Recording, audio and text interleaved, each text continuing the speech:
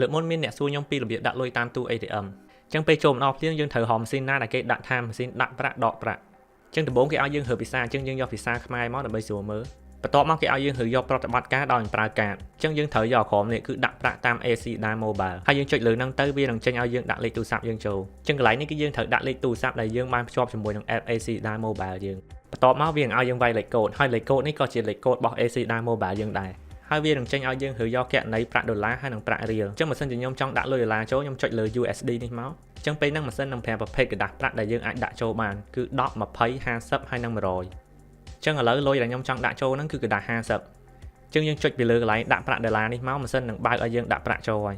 អញ្ចឹងដល់កន្លែងនេះលុយយើងគឺត្រូវដាក់ឲ្យត្រង់កុំបត់ជាពីរអសោះបន្ទាប់មកពេលយើងដាក់លុយចូលហើយយើងចុចយល់ព្រមទៅម៉ាស៊ីននឹងចាប់ផ្ដើម scan លុយយើងហើយ